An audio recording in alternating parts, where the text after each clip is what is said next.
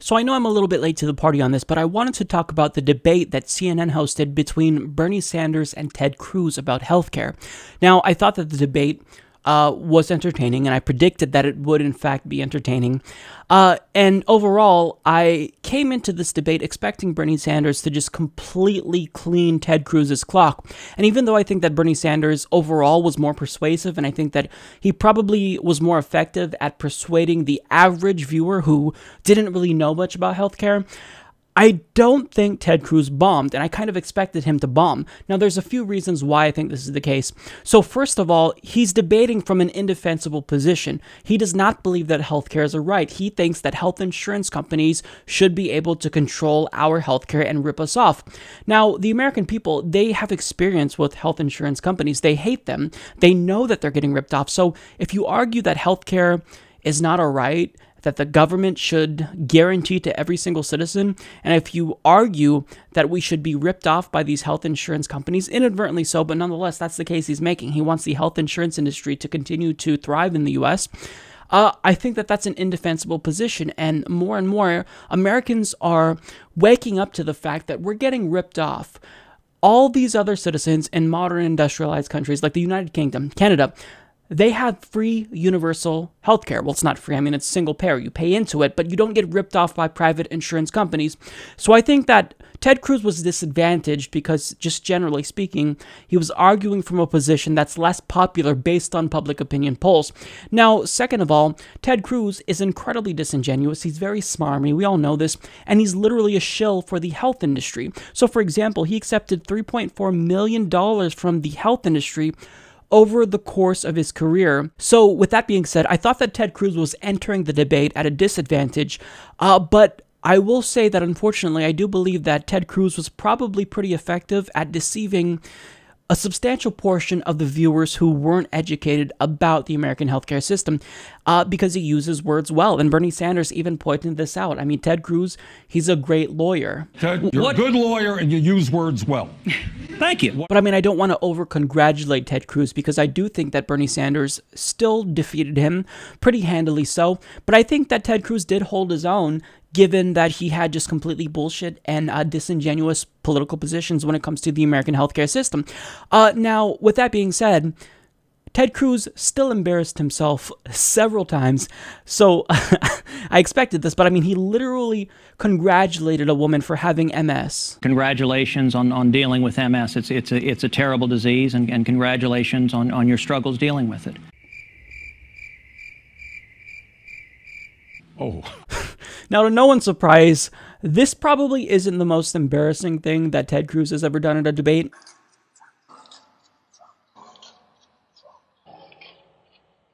Besides being just generally creepy, he came off as an overly smarmy, rehearsed, focus group-driven politician, and he really demonstrated how fake he was with his interaction with some of the people who were asking questions. So, for example, he tried to pretend like he gave a shit about some of the people by trying to build rapport with them and asking, you know, what's your kid's name and whatnot, and it came off as so cringeworthy and just fake. Congratulations on your new baby. Is it a boy or girl? It's a surprise. Oh, well, wonderful. and you said you have an older child? What's your older child? We have a 2-year-old son. What's his name? Samson. Oh, well, maybe you'll have Delilah, and that'll be... So that was one of the many contrived exchanges that Ted Cruz had with multiple audience members and Bernie Sanders. Now, just generally speaking, even though he articulates himself relatively well, he still said things. When you really focus on the substance, he said things that almost made my head explode, and I think it almost made Bernie Sanders' head explode as well. Now,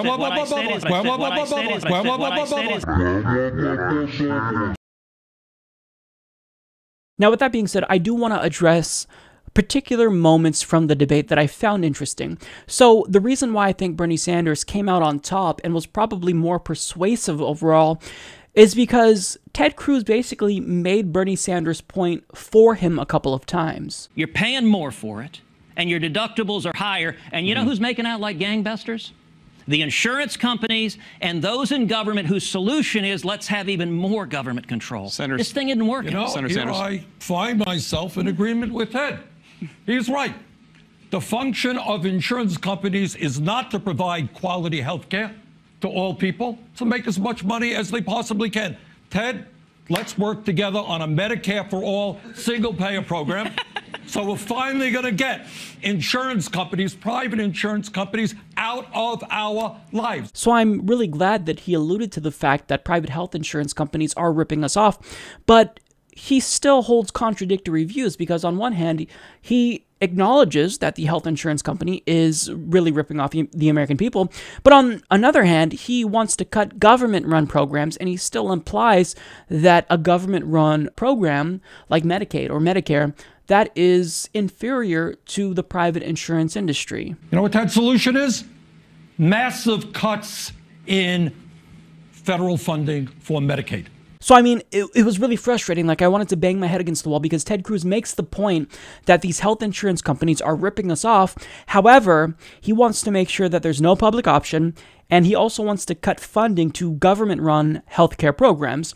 And the reason why he wants to do this is so that way he can argue that big government should be kept out of healthcare.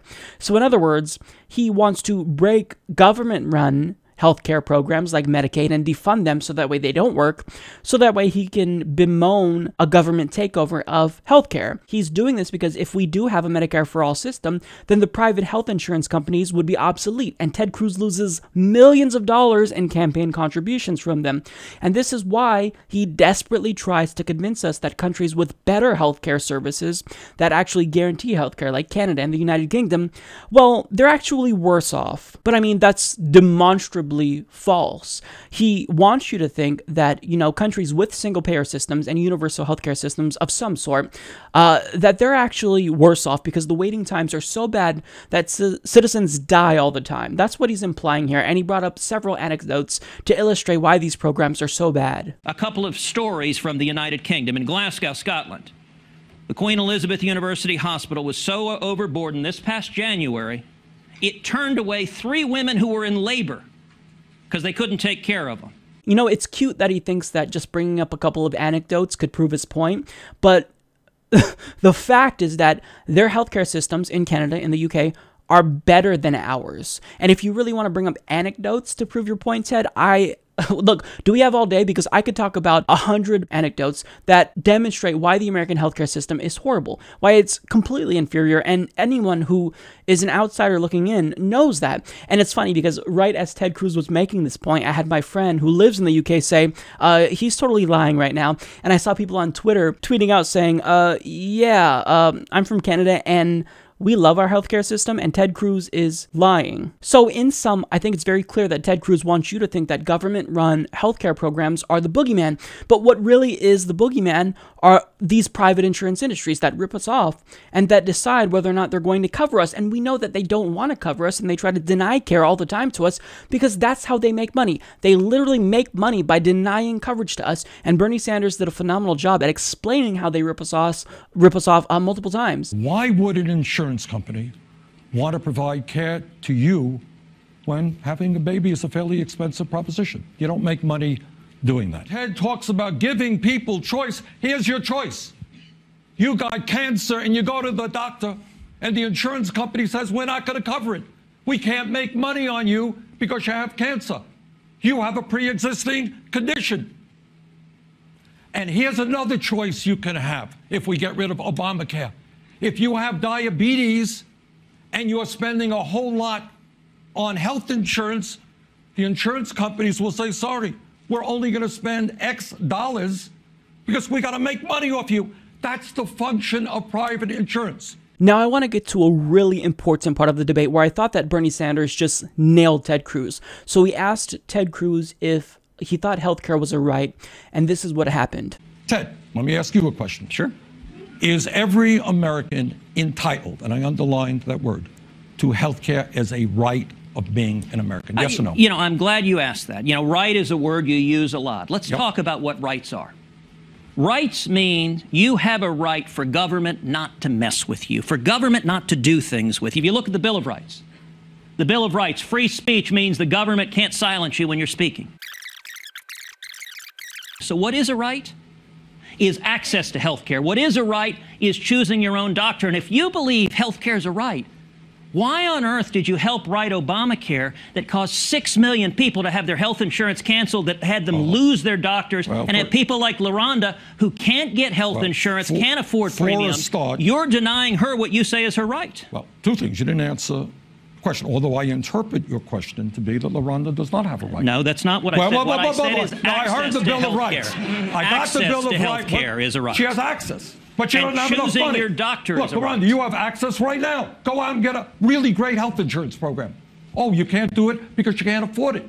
All right? That's what he's saying. Access to what? You want to buy one of Donald Trump's mansions? You have access to do that as well. Oh, you can't afford $5 million for a house? Sorry. Access doesn't mean a damn thing.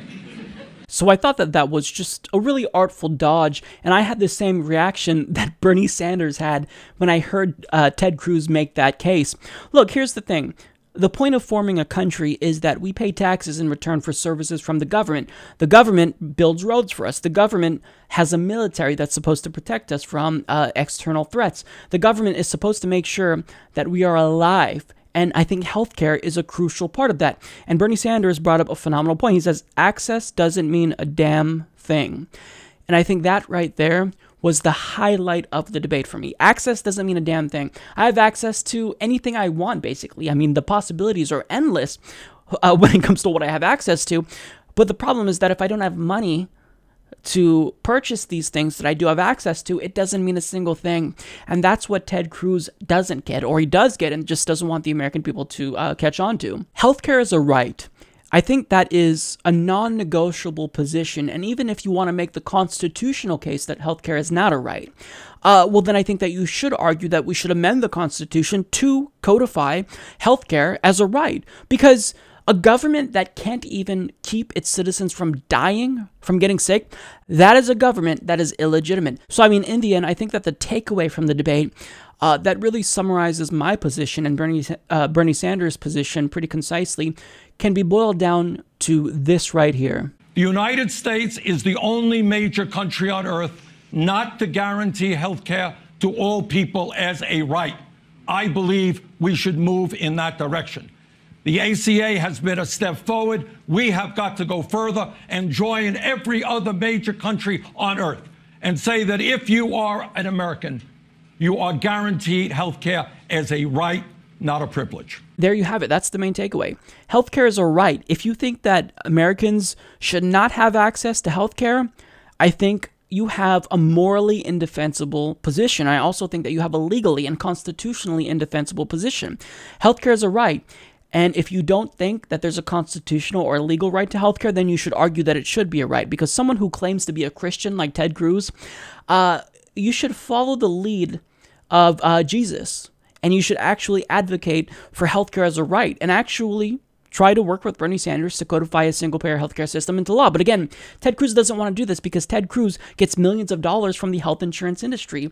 And, you know, that cash cow goes away if we have a single-payer system because that makes these health insurance providers obsolete. So what Ted Cruz is doing is he's trying to argue from a position that is anti-American, that's pro-death, that's pro-health insurance industry. It's indefensible, and he did a good job coming from a position that I think is just, quite frankly, egregious.